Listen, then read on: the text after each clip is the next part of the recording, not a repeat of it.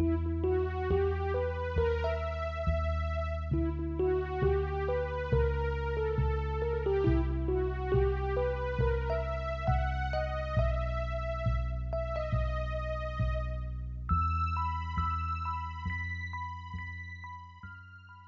following is a fan-made chapter reading of the Pale web serial novel by J.C. McCrae. The original text can be found at palewebserial.wordpress.com. If you'd like to donate to the author, please go to patreon.com/wildbow. Thank you, and enjoy.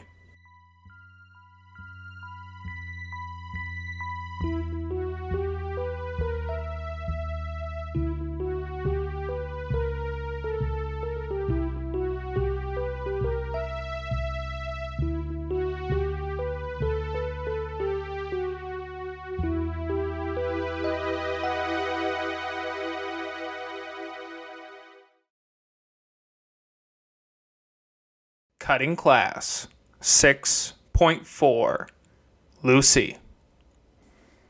Lucy made her way back from the showers, her hair bound up in a t-shirt, her towel at her shoulders, and her kit in hand. Students were making their way out for the morning run to jump off the rickety bridge. The group was smaller than it had been at the start of the week. She wondered how much of that was because it was crazy to jump from that high up, and how much was because of the current social climate around the school. She stepped out of the way as a few guys came tearing through on their way back to their rooms, shirtless and wearing swimsuits or wet shorts. They left trails and puddles of water all along the hall. She slipped into her room, secretly glad to be away from the chaos. Avery was awake. Saying Verona was working on it might have hurt her, karmically. "Hey," Avery said. She'd started showering when Lucy had, and her hair was already mostly dry. "Welcome back," Verona mumbled from her cocoon of sheets. "Having a nice vacation, V?" Lucy asked. "Yeah." "Yeah," Lucy said, taking a seat at the desk and unwinding the shirt from her wet hair. She began combing her fingers through it to detangle. "It's chaos out there." Avery nodded. "I saw two girls nearly walk into one another just outside the showers, and I had a very vivid mental picture of a shower stabbing." "That seems a little extreme," Lucy said. "It was Sawyer Henniger and Liberty Ted, one of the gore-streaked kids and the younger goblin princess whatever." "That seems less extreme a possibility then." "Sorry I missed it," Verona said, curling up around a pillow. "You do need to shower, or are you going to sit beside me for half the day smelling of B.O.? "Soon." "You'll miss the start of class if you get caught in the rush of students having last-minute showers," Avery said. "Sooner." "While you're here, then, did you manage to look over my notes?" Verona patted her hand on the bedside table. Avery reached across and picked it up, then went to hand it to Lucy. Seeing Lucy was busy, Avery put it flat on the desk. "Thank you," Lucy said. She had slept too many hours on the last day, with the long nap from 11 till 4 yesterday. Then the three of them had crashed last night and slept most of the night. Lucy had woken up early and had done some self-care. Avery had been right after her. The paper was a brainstorming sheet. They had put down notes, including highlights from the implementum text and a preliminary read of Familis, about implements and familiars, then notes about themselves, as they'd taken turns reading aloud. On the reverse side were their names. Beneath each were keywords, key traits, and random thoughts that each of them had about themselves. They dozed off in the middle of the process, Lucy pulling a sheet around herself while Avery read aloud and Verona took notes, then promptly falling asleep. "Is it me, then?" Lucy asked. "I don't want to lock myself into anything until I decide what I want to do," Verona said. "And Avery, I have Snowdrop and the Pats, and I'm patient.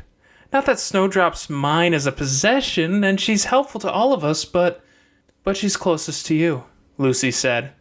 "I want her close to me," Verona said, stretching beneath the sheets. "Hand her over? Let me snuggle her." "She's out," Avery said. "Has been for most of the night." Verona groaned, burying her face in a pillow. Lucy used a super wide-toothed comb to go through her hair once more for good measure, then picked up a thing of spray-on refresher. She leaned away from the others and turned around to spray her hair so she didn't catch them with the mist. To Lucy, Avery said, "I want to try some more paths and figure out what I need to improve on before I decide." "Okay," Lucy said. "Someone said something last night about maybe balancing it out. We could do one thing each of us doing one of the big rituals." "I want to do 2 or 3, Verona mumbled. "It was me who suggested it," Avery said. "We could each do 1, then each of us do a second. Balance out our group like we balanced out the awakening ritual." "I like that," Lucy said, taking a seat. She started doing her hair up into a ponytail. "We should read the domain text later." "Later," Avery said. "It seems like it locks you to one place, which doesn't seem super fantastic to me." Verona groaned, stretching. "But how are you going to round out the Implement Familiar Domain Balancing Act if Lucy takes an implement and I take Alpina as a familiar? You gotta..." Avery threw her pillow at Verona's face, prompting a grunt. The pillow remained where it was, over Verona's head, and Verona didn't move it. Lucy looked over the brainstorming list. In Avery's handwriting, which was more terrible than Lucy's, was sense of justice. But Verona had crossed out justice and written in her own cursive script, injustice. Which she had to consider for a second, debating internally if she could feel bothered by that or not. Sense of injustice. Conscious, which she'd hoped meant alert and aware of stuff, and not just awake. Protective. Frustrated. More clear-headed when upset than anyone I know. Verona's handwriting. Verona hadn't seen the Paul thing, but Avery had, and Avery hadn't scratched out that line like Verona had with justice. About the student guide, I don't think Fairy Swordfighter fits, but it feels like the right direction, Avery's thought. "You wrote you don't think fairy-style sword-fighting thing fits," Lucy mused. "Am I wrong?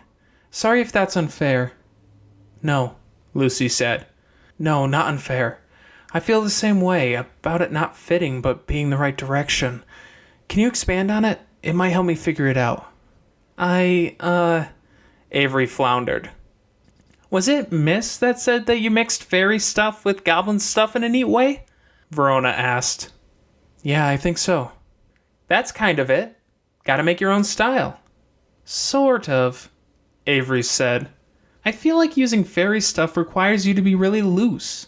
Free in how you interpret stuff, and willing to let stuff wash over you and around you. Think of Daniel. And goblin stuff." "It's ugly," Verona chimed in. "You're not ugly, but you fit in the good aspects of both, and it really works." "Huh," Lucy said.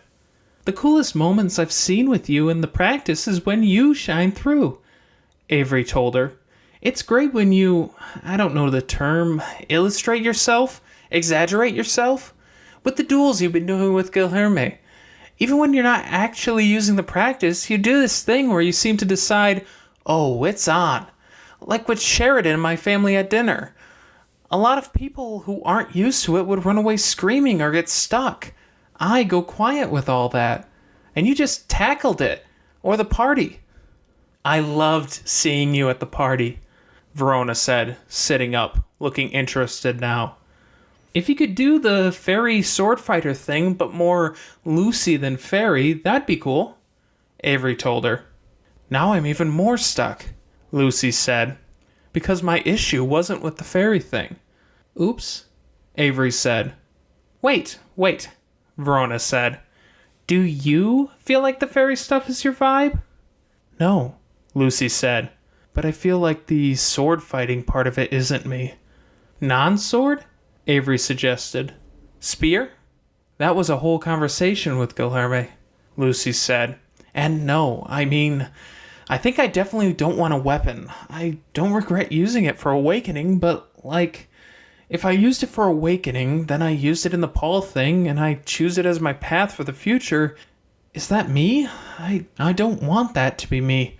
Does that make sense practice-wise, based on what we read in the book?"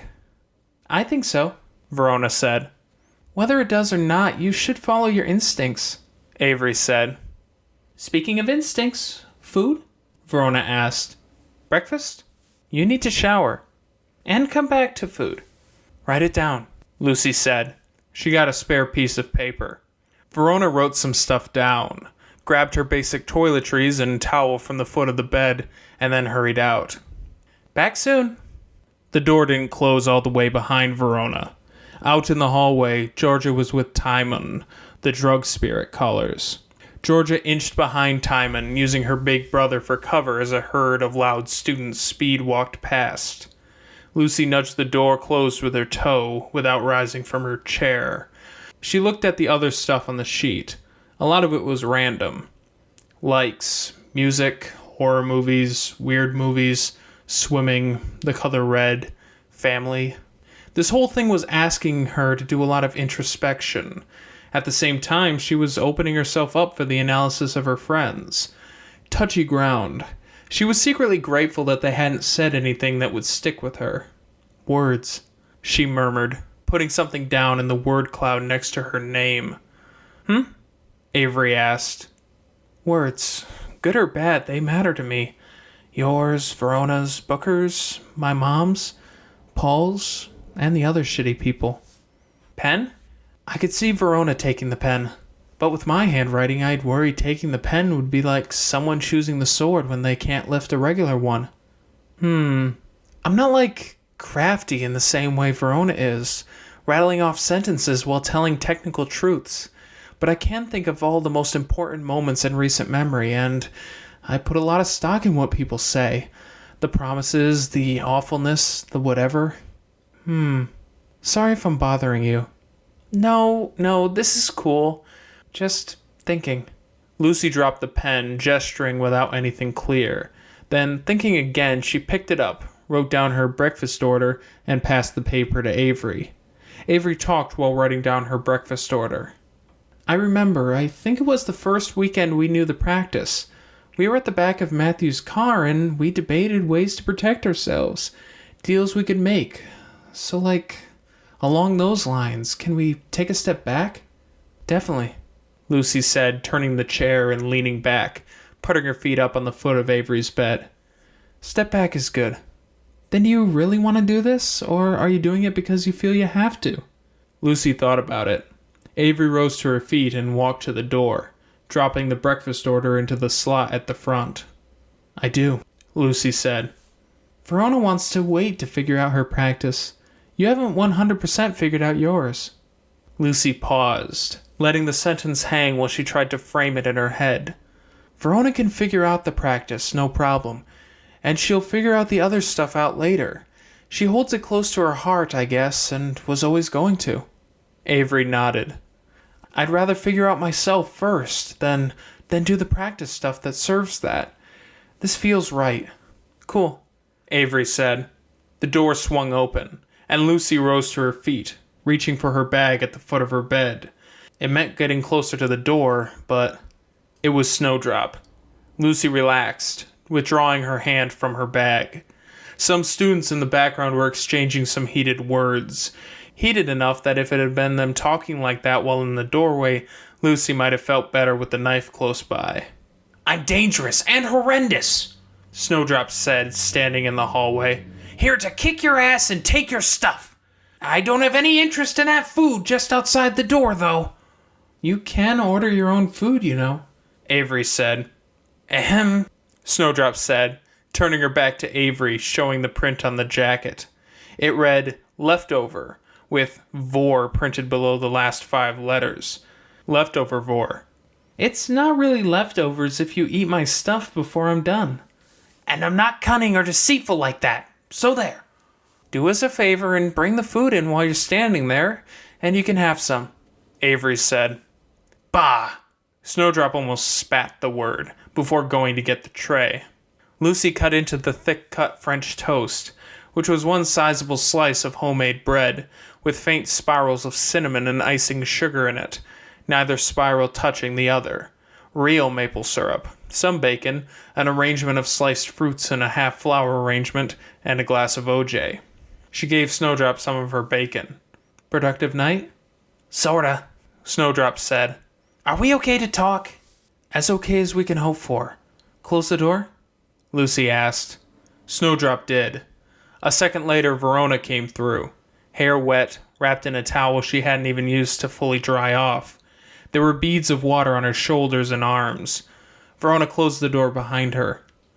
Lucy pushed the plate in Verona's direction, glancing at the drawing they'd put on the floor. It was supposed to ward off prying eyes, and if that didn't work, it would at least go off in a way that would let them notice.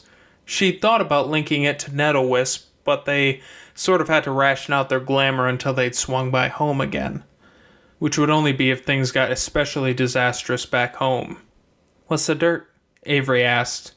I jumped right into the middle of things, Snowdrop said. Stayed away from a few of the students' familiars and helpers and stuff. Hung out. Who? Lucy asked. It's not super important, but I'd like to know before we talk to any of those students. Everyone except Dreg, Talia's doll, and Lally. Lally? Verona asked. She's very human, with no antlers, fangs, claws, fur, or bloody screamy bits. She's so cute and small and very chill. Which isn't the best pun considering who her master is. Verona started moving books. Student directory, where did I put you? Get dressed, Lucy said, taking a bite and rising to her feet. She took over for Verona, grabbing the little pamphlet with the room numbers and names. She checked the female students. That was a cold pun? Vanderwerf? Winter fairy person? Yeah. Scobie then. Snowfall elementalist? Nah, Snowdrop said, blatantly stealing from Lucy's plate. Were you getting along with the familiars? Avery asked. Nah, Snowdrop said, around a mouthful of food. Lucy gently moved her aside to take her seat by her plate again, and Snowdrop progressed to taking food from Verona's plate before she'd even swallowed the food from Lucy's. They're jerks. Anyway, after that, I got right into the middle of things. From the familiar hangout to keeping an eye on people? So Bristow's not staying in that building they're putting up, right? He doesn't have any practice or whatever to make it comfortable. He doesn't get along with people like Grobert or is aware, so he's alone, and I can't really see what he's doing. Bristow's strategizing, meeting people. And? Avery asked. She was sitting at the foot of her bed, her food on the little dresser there, using it as a very low table. Verona was pulling on clothes, watching the ongoing conversation. And he met with all the Bellingers except Seth and Tanner.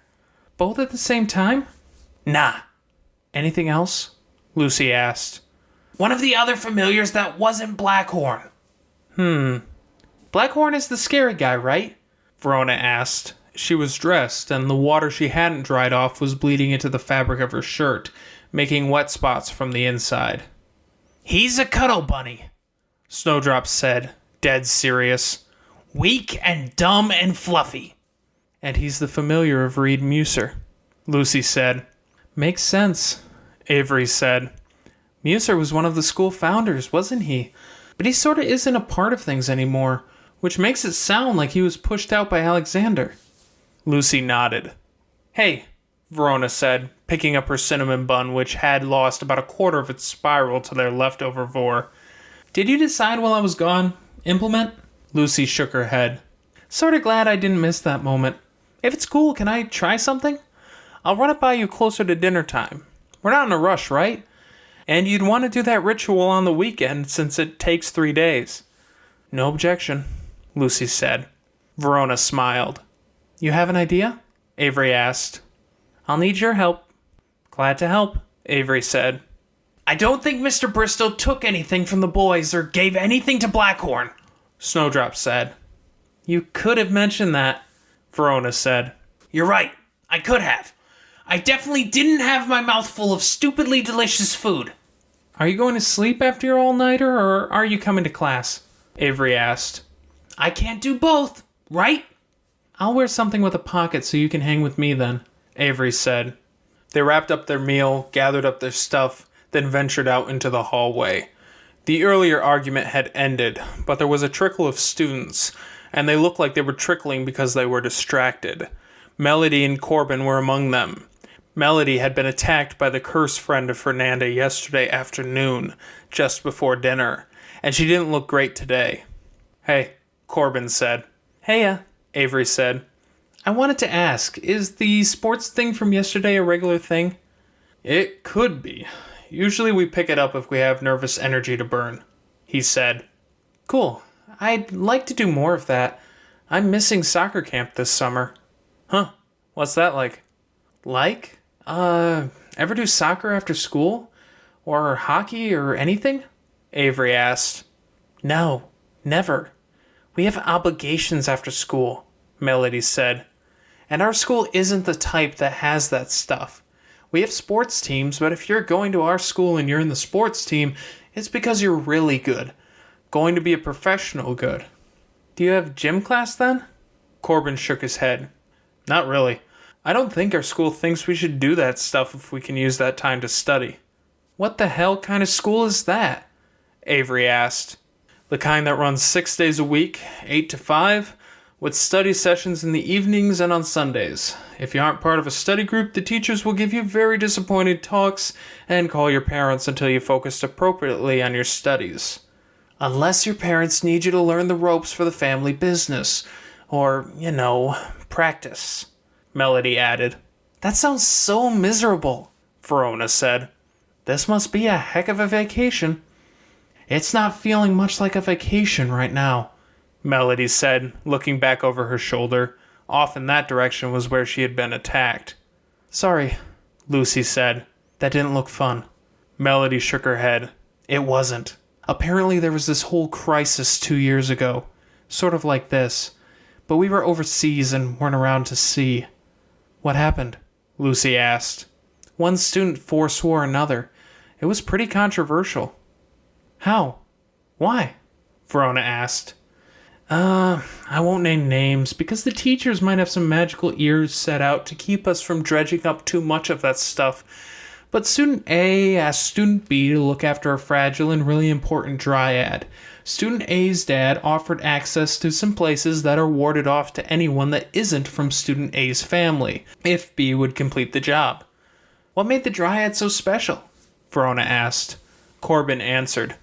"The tree was used in the killing of a lot of people, and all of them became strong others who could sort of practice.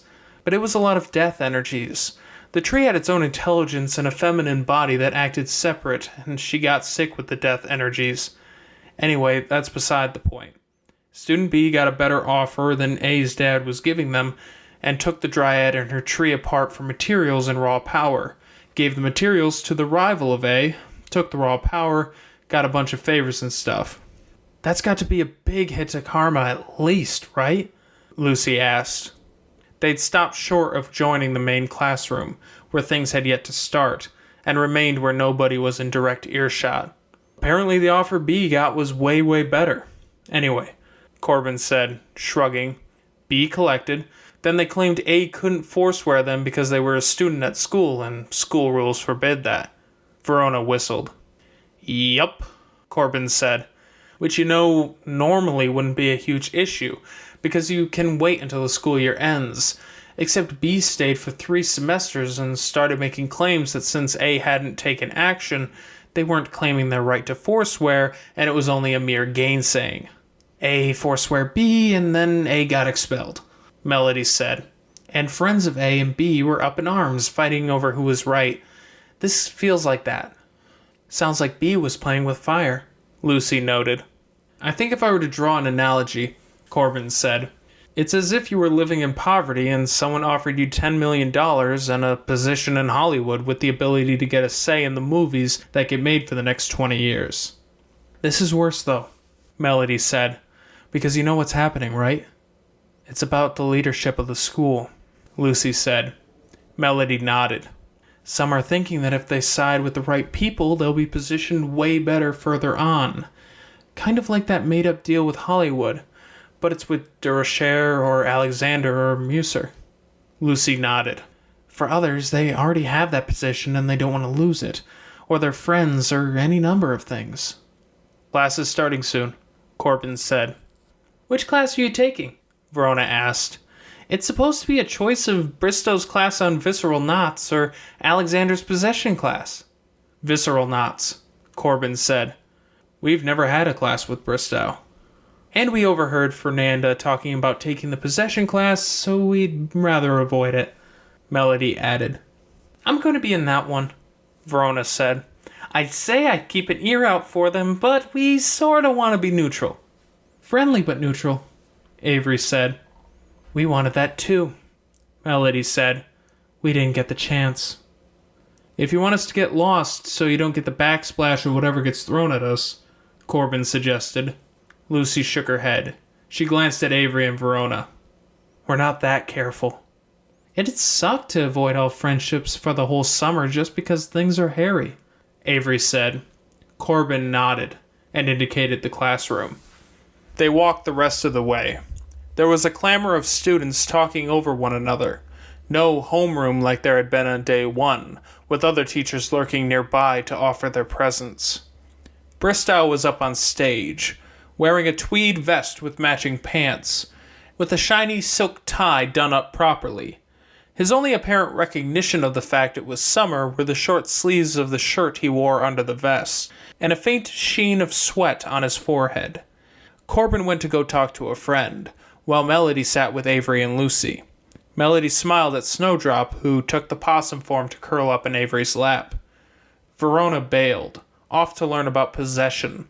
It wasn't exactly the right topic to cover stuff like Matthew's Doom, but they figured it was best if they got some grounding in stuff like that, just in case.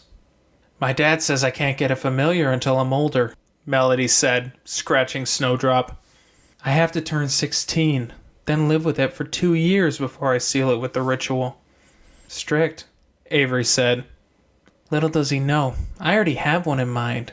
He's a gentleman habiliment. I have no idea what that is, aside from possibly the gentleman part, Lucy said. He's an outfit without the person to occupy it. Walks, does stuff, smokes a pipe, and the smoke it fills in where his head and hands would be. I love the smell of pipe smoke. I suppose if he's always smoking, you'd better love it, Lucy noted. Avery elbowed her, and Lucy fell silent. He's been looking after me since I was 9. The posh boarding school Corbin and I go to was pretty scary at first, especially when I was younger and half a country away from my parents. Is that still a thing? Avery asked. No, my mom is fussy. She likes to micromanage us. So she moved to the school. She comes over every afternoon and either takes us out or makes sure we're doing our work. I don't think she's seen my dad for more than a few weeks at a time in the last 2 years. Oh, wow, Lucy said. That sounds hellish. It's nice, Melody said, protesting. It's nice to know she loves us that much. Avery elbowed Lucy for a second time. Lucy gave up, letting Avery take over, and scratched Snowdrop's body while Melody scratched her head. What does your family do, practice-wise? Avery asked. My friend Verona would have wanted to ask. She's curious about all that. We do a bit of everything, and we research the various ways to explore and improve practices as a whole. So for me, I have a good instinct for practices that hold up well against attacks, or against time, which really isn't the same thing as an attack. There are a bunch of different factors you can draw on to support that idea. Lucy listened, but tuned it out in part. She eyed Shelley, who had waltzed into the room from the side door, and through the window she could see Ted, who was outside, exercising in a Tai Chi type style. He had a big mess of gouges on his back that looked like they had puckered and maybe even gotten infected before scarring over. He didn't seem bothered by it. Shelley took a seat at the stage's edge, lit up a cigarette, and began smoking, which prompted some students to relocate. She was all agitation, leg bouncing, hand gripping the stage's edge, looking around at everything and nothing. Bristow walked over, dabbing at his forehead, and said something to her. She didn't even respond, acting as if he didn't exist. Is that our chance? Is that a possible regret Verona can call on? Problem was, using that might poke the silver-laden, skinny, agitated bear that was Shelley. Corbin was talking to his friends, and he was largely drowned out by the noise of the room. Largely. Not entirely. The wild practitioners, he told his friend. But I don't know how dangerous they are. They're show-offs, one of the friends said. You could use them. He said something else, but the sound of a girl laughing at the back of the room made it impossible to make out. Someone moved a bench, and the leg of the bench squealed audibly against the floor. Lucy fixed her gaze on the stage and Ted, visible through the blue-tinted windows at the far end, but she listened as best she could. They're new to this. Rescue them after. You have an ally. The friend finished. I don't want to be a dick, Corbin said, but I get more of a Henniger vibe from them, half-cocked, moving forward. Not that I have anything against Hennigers, but those three.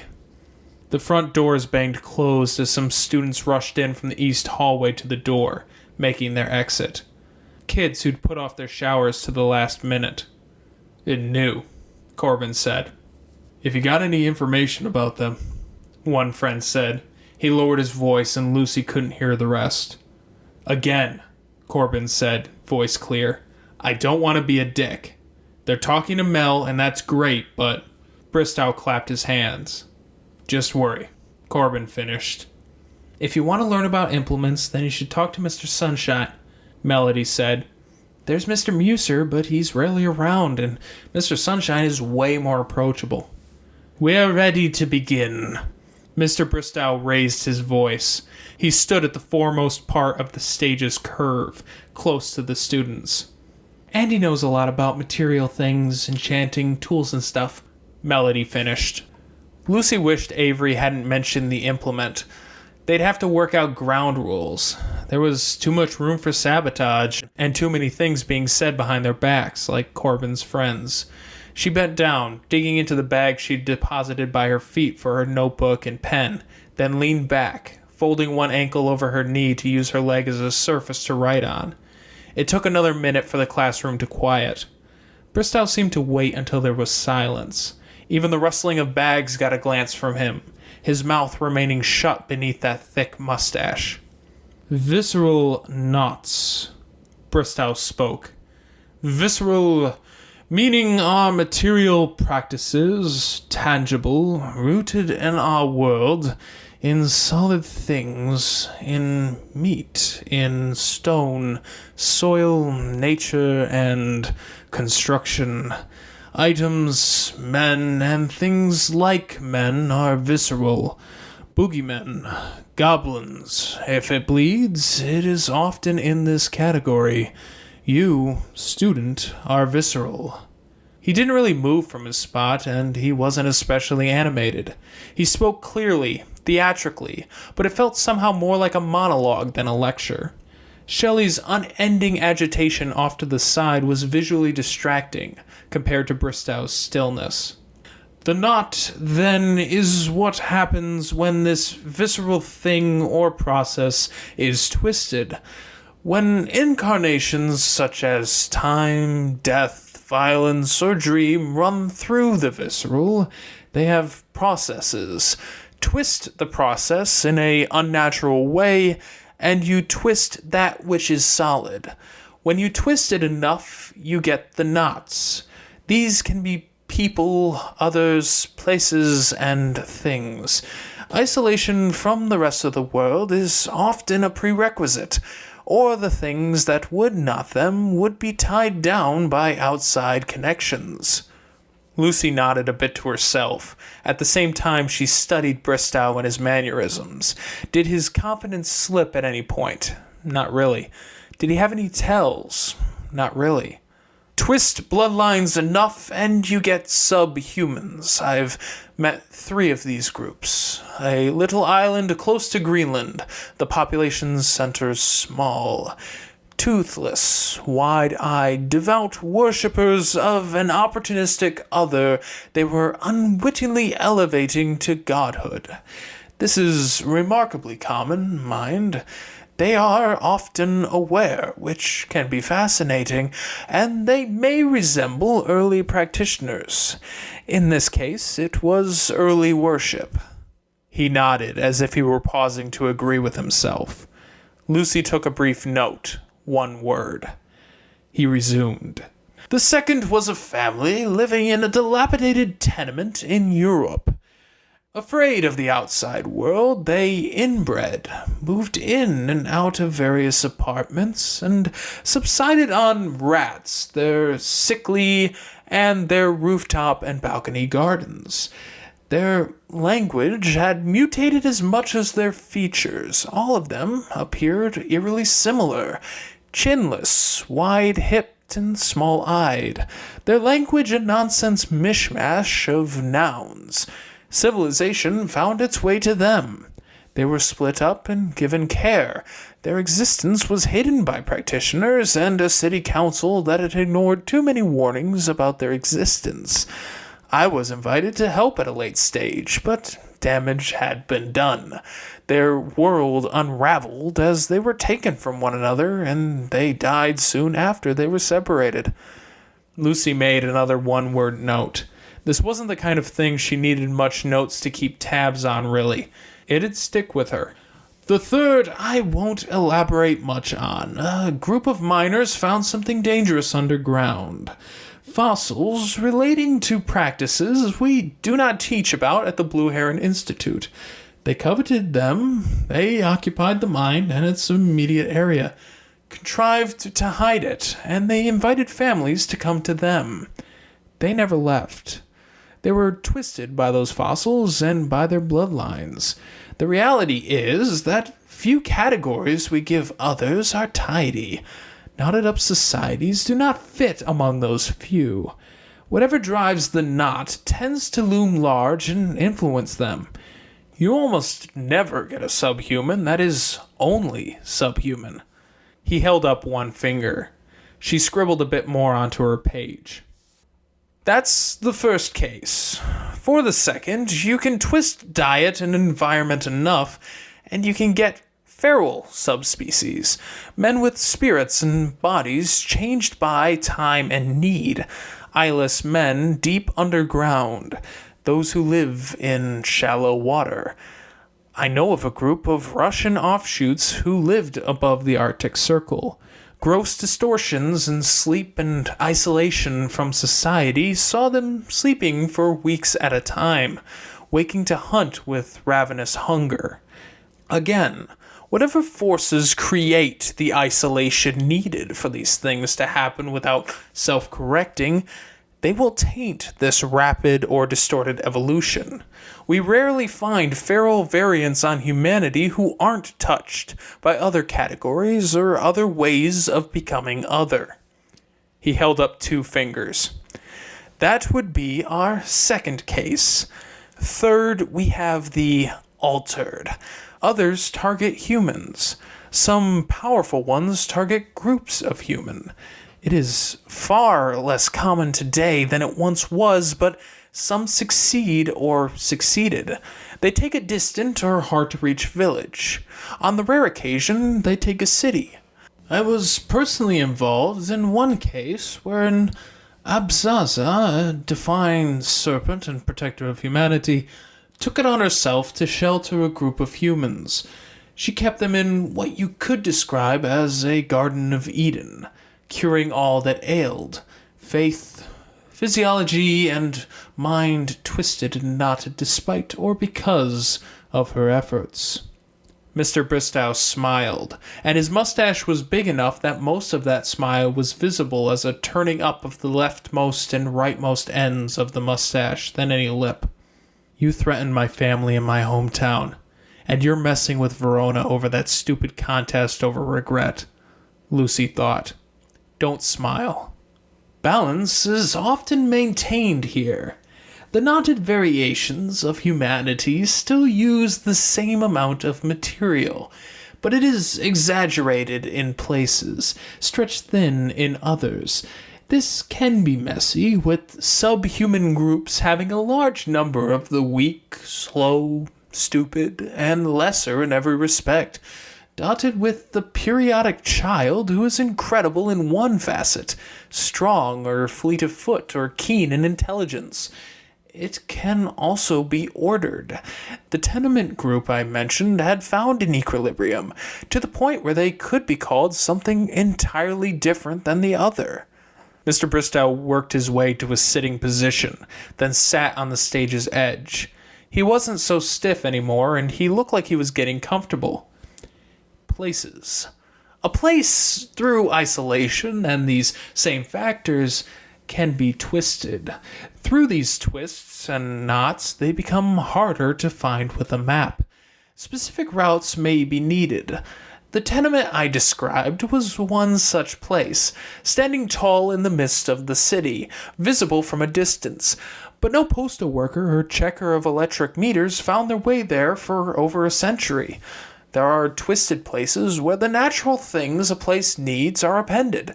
There are places where things are inverted, undercities and mirror cities, which reminds me of a story I don't think I've shared in the school, as it only happened 2 years ago. He leaned to one side, mustache turning up again. His head turned as Shelley rose to her feet, stalking off to the back of the stage and away, presumably to see Ted. I was in one place in America, if I remember the facts right, Ontario, California.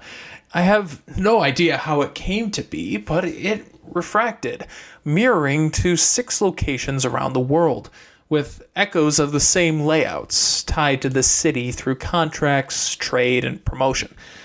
6 locations, but if you go looking, you'll struggle to find the 6th.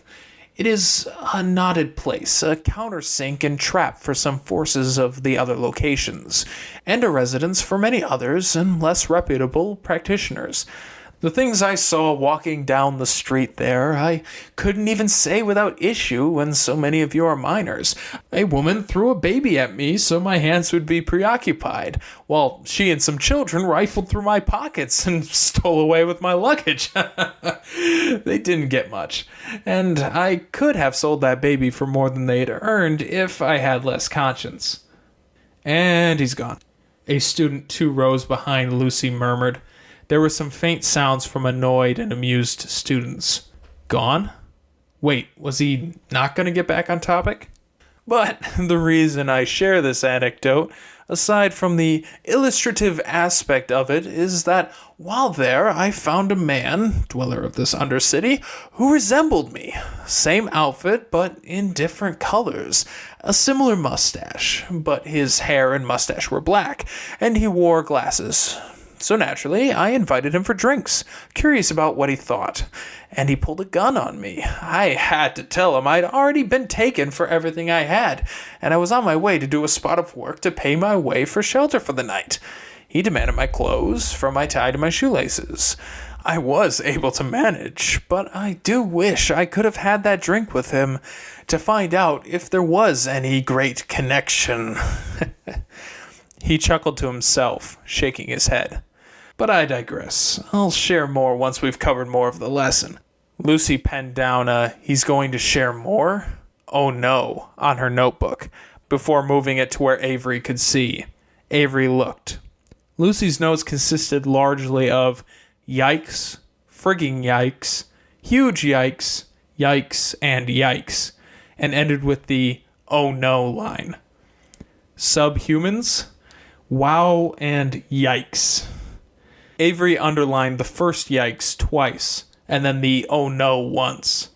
There was some small satisfaction to be had in heckling their teacher and enemy in note form as they followed along. Class ended, and Lucy was left with a confused combination of pity for the man, frustration with him, and a deep-seated dislike. Lucy waited for other students to get sorted out, remaining on the padded bench for a minute. She watched as Bristow made his exit, seeming as happy as she'd seen him after a lesson that had zigzagged from the dense to the rambling anecdote, with the lengthier ramblings seeming to make him more prone to condensing the information, squeezing it in to catch up where he'd wanted to be and what he wanted to cover. Verona appeared. "Lunch?" Lucy asked. "Actually, I wanted to borrow Avery." Why? Lucy and Avery asked, in near unison. "Because I want to talk to her about stuff." "About my implement? Without my input?" "About your implement, yes, but we won't do any big steps on this without consulting. Do you trust me?" Verona asked. Lucy made a face, making a show of having to consider it. "Really?" Verona said, serious. "I do. Melody suggested I go talk to Mr. Sunshine, though, and I'm very on the fence about that. Understandable, Avery said. You'd want backup. It'd be nice, Lucy said. There's a bunch of students doing projects, so time slots are limited, Verona said. I've got 15 minutes at the workshop, so I figured we could go over some basic stuff, talk about plans and possibilities, then come back to you. Lucy made a face. What if you took Snowdrop for backup? Avery asked. Lucy looked down at the sleeping opossum. She did have to learn to stand on her own. If she did this ritual, she would be doing it alone, and she didn't want to run from Raymond. Okay. Awesome. Ave, let's hurry. We don't have that long. Avery handed over Snowdrop, who was blinking her way to awakeness. The two girls hurried out the front door. Lucy puffed up her cheeks, then made a bit of a raspberry. Snowdrop clambered around her hands, gripping Lucy's fingers with weird opossum toes, dangled, then turned human, shoes slapping floor. You're my backup, apparently. Darn. I don't suppose you have any insights on where Mr. Sunshine is? Yep. Got all that info stored up in this noggin of mine. Let's try his office? Just what I was thinking. They left the classroom, and Lucy had a glimpse of Bristow outside the window, talking to Shelley and Ted, setting up a building, teaching a class, and going on post-midnight walks that saw him meeting up with students in private, getting stuff he was handing off to a familiar of another prominent student. Did Alexander see that stuff? Miss had said Alexander had protections against the normal weaknesses of augury, but was it possible that Bristow was good enough to penetrate those defenses? Or were Ted or Kevin's girlfriend Ray somehow a defense against Alexander's attention?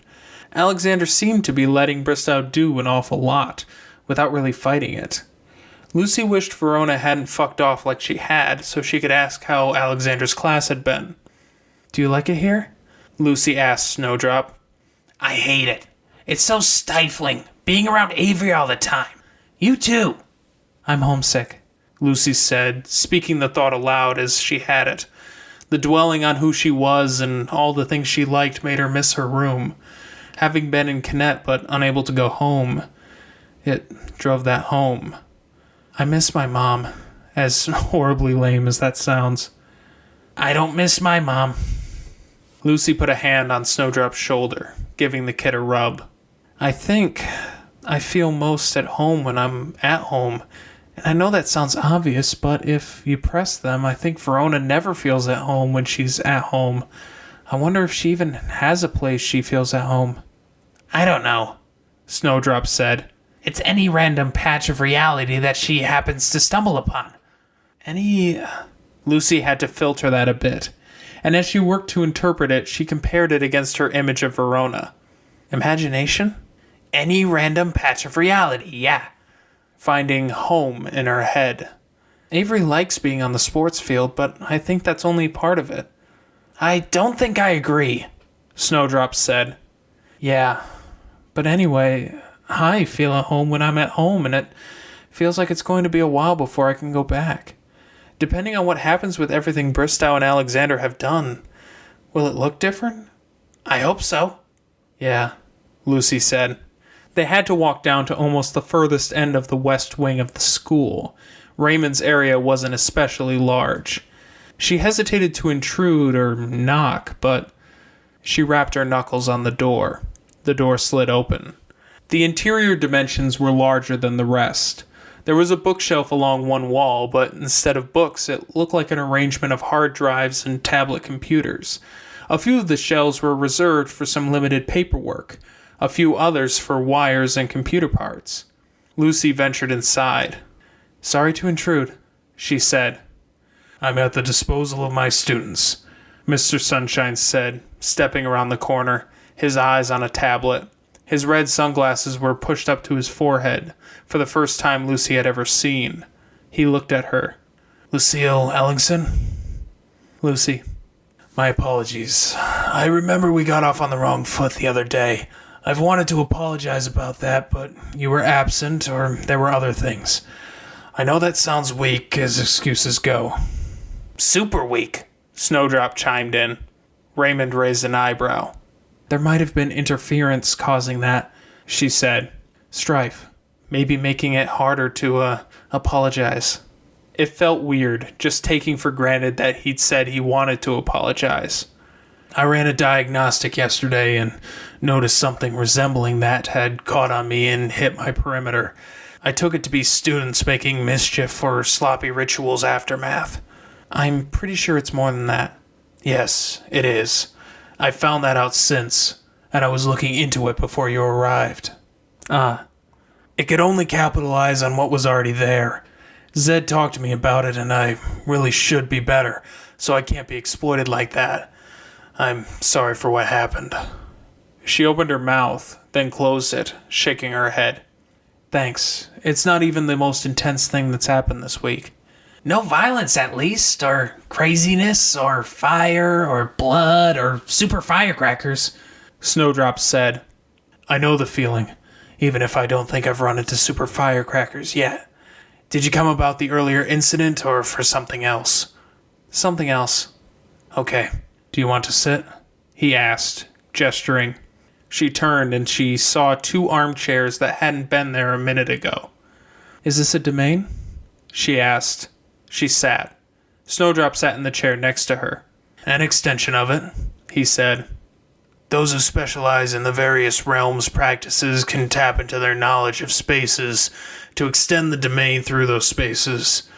I come here often enough that it's worth having a bridge to my place of power here. Are you interested in domains? In implements. I see. That's a big decision.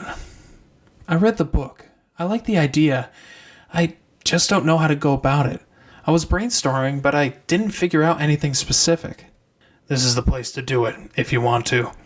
We have the materials, equipment, and while the workshop spaces are busy, the sub-buildings and ritual materials are all top quality. Protected against the minor pollutants that would make a ritual harder or messier. How do I decide? I think if I could answer that for you, I wouldn't have mishandled our prior situation. That's really for you. I can answer any questions you have that the book didn't, if you like. I want a way to express me. Unfortunately, the ways a self can be expressed are as varied as the number of implements that can be matched to that self. I'd need more information. When have you felt the most you? My friend said it was when I was at a party. Times I've challenged people, including Alexander Bellinger. Were you wearing or doing anything particular? I don't think so.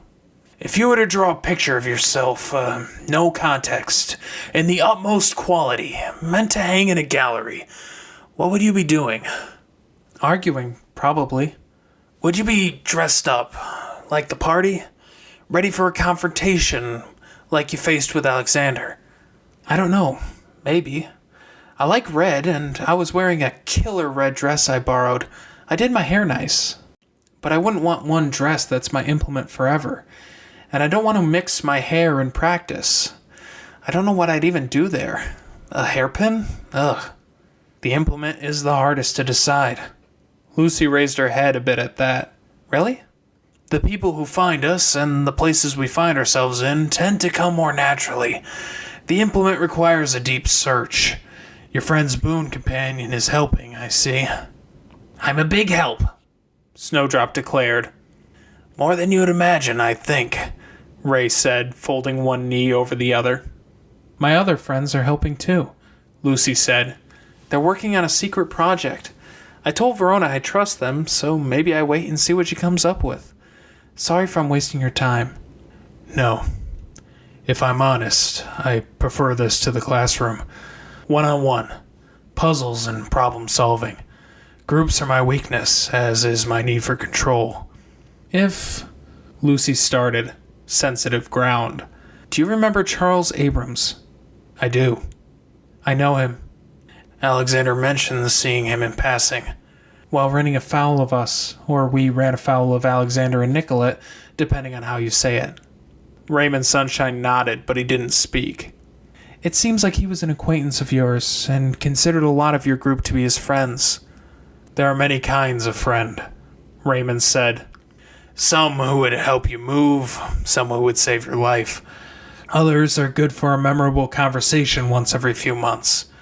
Charles and I were friends, yes, but Charles was someone who kept to his own, and I've always been bad at keeping in touch with people, especially people like him. People like him? How? Those who are in and out of prison. If you think to reach out once in a blue moon only to find out they're out of easy reach, then it's easy to drift apart. Prison, Lucy said. She looked at Snowdrop. We knew that, Snowdrop said. What did he do?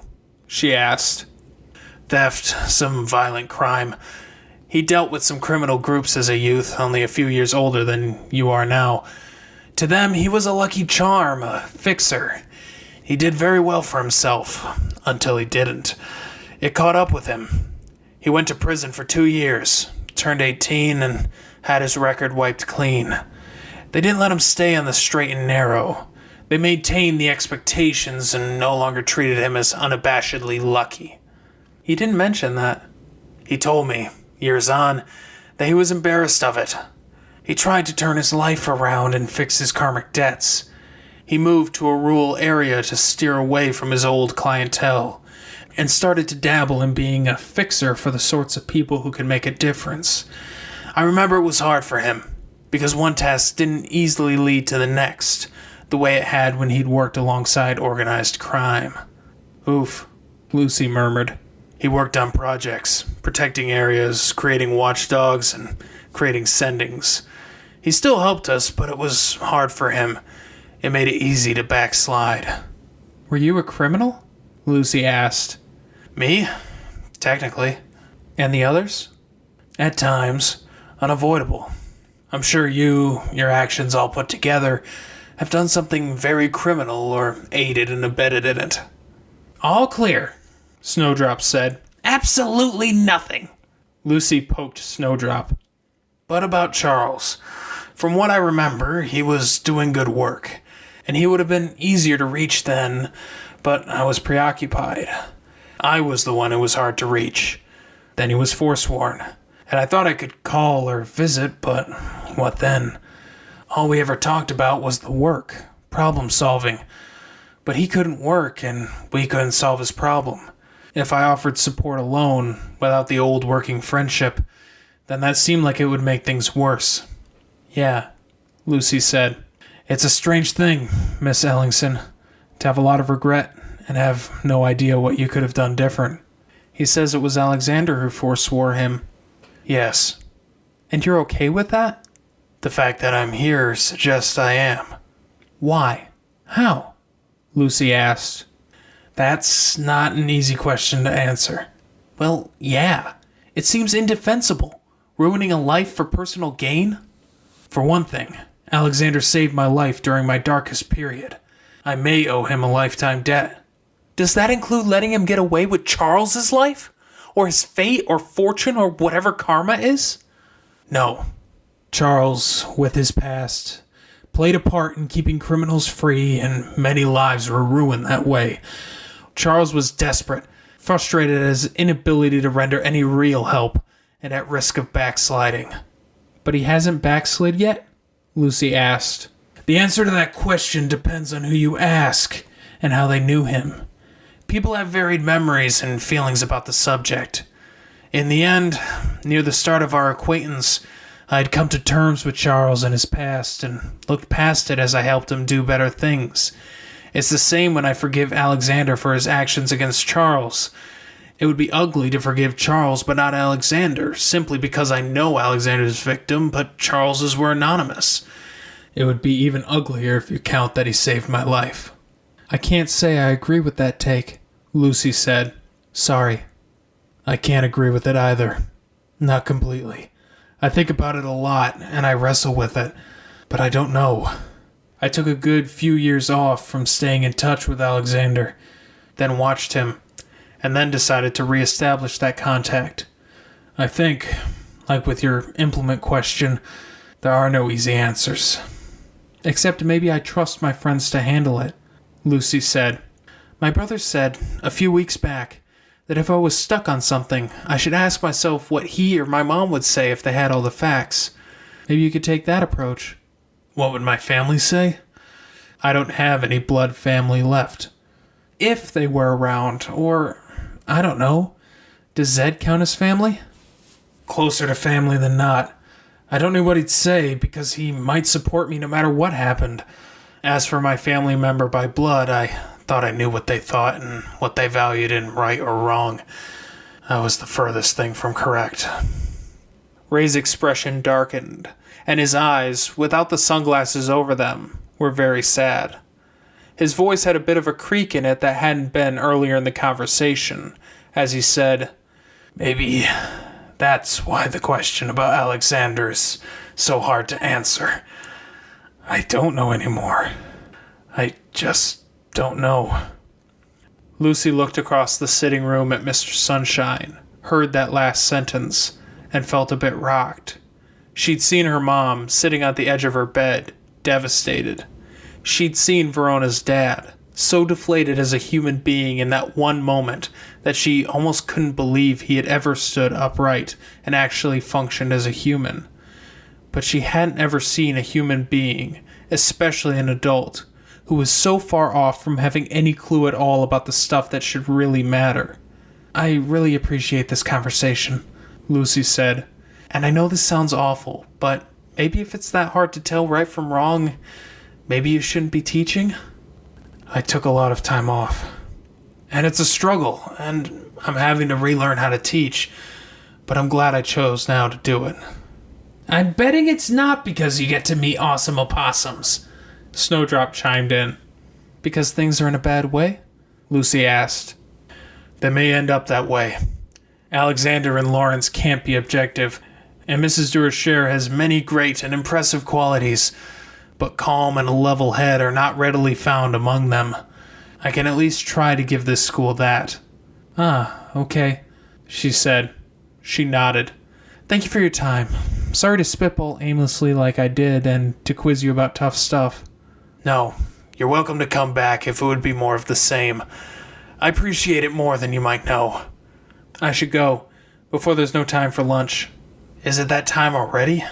he asked. "Of course. Yes, I should prepare for this afternoon." She nodded. "Come on, Snow." Snowdrop, dozing a bit, rose to her feet, stumbled into Lucy, and clutched her arm. She became opossum-sized and climbed up her arm with needle claws.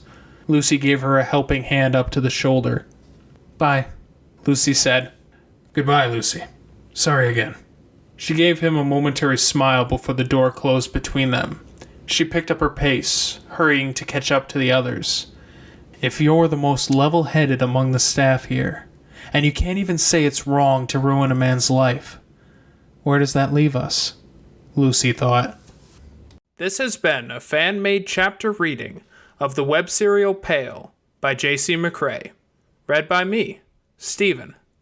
The original text can be found at palewebserial.wordpress.com. If you'd like to donate to the author, please go to patreon.com/Wildbow. Thank you.